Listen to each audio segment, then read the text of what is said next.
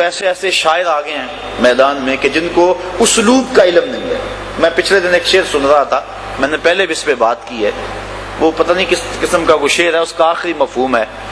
کہ رب آکھے سونا میں بخشاں گا امت بس تو نکی جی ہاں کر دے۔ ایک تو دیکھو کیسا بازاری لفظ ہے، اور نعت میں اس کو جو ہے وہ کس طرح مندرج کیا گیا ہے، اور پھر اس نعت کا جو تاثر ہے وہ یہ ہے کہ رب بخشنا چاہتا ہے، محبوب ہاں نہیں کر رہے۔ رب کہتا ہے میں بخشوں گا تو ہاں کر، جبکہ معاملہ تو یہ ہے کہ محبوب عرض کر رہے ہیں رب حبلی امتی امت۔ تو یہ باب معاملہ کدھر اور معاملہ کس طرح الٹ کے رکھ دیا گیا، لیکن پڑھنے والے بھی پڑھ رہے ہیں اور سننے والے بھی سبحان اللہ پکار رہے ہیں، نہ پڑھنے والوں کو سمجھ آ رہی ہے نہ سننے والوں کو سمجھ آ رہی ہے۔ اور اگر کوئی سمجھنے والا پاس بیٹھا ہے وہ بولتا نہیں، میں بولوں گا تو خشک ملا کہلاؤں گا،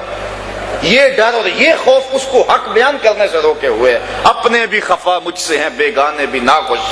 کہ میں زہر حلال کو کبھی کہہ نہ سکا کند، بات وہی کہتا ہوں سمجھتا ہوں جسے حق، نئے ابلہ مسجد ہوں نئے تہذیب کا فرزند۔ انسان کو حق کہہ دینا چاہیے، اور نعت کے معاملے میں یہ بڑا نازک میدان ہے۔ عرفی ایک شاعر ہوا ہے، وہ کہتا ہے عرفی مشتاب کی رہے ناتست نہ صحرا، عرفی مت دوڑ، یہ نعت کا میدان ہے، کوئی صحرا نہیں ہے کہ منہ اٹھا کے جدھر مرضی چل دے اور جو مرضی کہتا پھرے۔ یہاں قدم قدم پہ احتیاط، ادب گاہیز زیر آسماں از عرش نازک تر، نفس گم کردہ می آئد جنید و با یزیدی جا۔ یہ تو وہ بارگاہ ہے کہ با یزید بستامی رحمت اللہ تعالی علیہ اور جنید بغدادی رحمت اللہ تعالی علیہ جب اس چوکھٹ پہ آتے ہیں تو سانسوں کو روک کے آتے ہیں۔ یہاں تو سانسوں کا شور بھی بے ادبی ہے، لے سانس بھی آہستہ کے دربار نبی ہے۔ یہ حضور کی چوکھٹ ہے، یہاں سانسوں کی جو چال ہے اس میں بھی فرق نہ آنے پائے اور وہ بھی بے ترتیب نہ ہونے پائے، اور یہاں تو سانسوں کا شور بھی بے ادبی تصور ہوتا ہے۔ تو نعت خان جب نعت پڑھ رہا ہو تو اس کے تصور میں ہو کہ میں حضور کے مواجہ کے سامنے کھڑا ہوں، اور پھر اس تصور میں ڈوب کے اپنے الفاظ کے زیر و بم اور اپنے کلام کا انتخاب کرے، اور پھر اس کی جب دھڑکنیں صلی اللہ بن جائیں تو اس کی زبان سے نکلا ایک ایک جملہ دلوں میں ترازو ہوتا چلا جائے گا، اور وہ نعت صاحب نعت کے قریب کر دے گی، اور جب نعت سے اٹھنے والے گھروں کو لوٹ رہے ہوں گے وہ سینے میں عشق رسول کی دولت لے چکے ہوں گے۔ کاش کہ ہم جو ہے وہ اپنے نعت کے انداز کو اس انداز سے مرتب کریں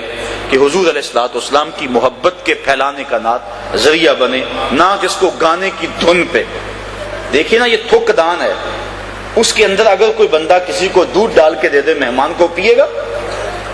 بھائی میں نے دھویا 100 مرتبہ دھویا اور پھر دیا نہیں، اس کی وجہ کس لیے ہو چکی ہے؟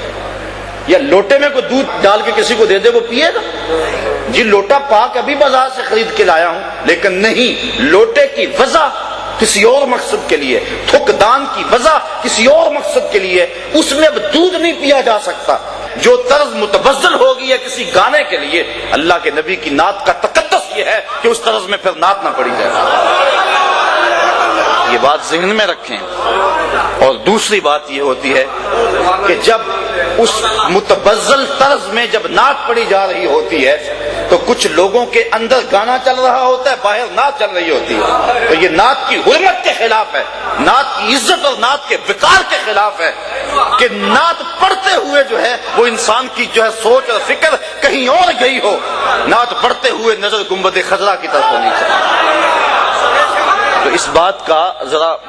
جو ہے وہ ہمارے معاشرے میں اس کی بہت ضرورت ہے، اور میں پہلے عرض کر چکا ہوں اقبال کے لہجے میں، اپنے بھی خفا مجھ سے بڑے لوگ ناراض ہو جاتے ہیں، اپنے بھی اور بیگانے بھی، لیکن اس سے غرض نہیں ہے، اس سے غرض نہیں ہے کہ کون ناراض ہوتا ہے، گنبد خضرا کا مکین ناراض نہ ہو تو حضور خوش ہو جائیں۔ وہ کیا کہا تھا کہ میں کھو جاؤں حشر کی بھیڑ میں تو آپ فرمائیں،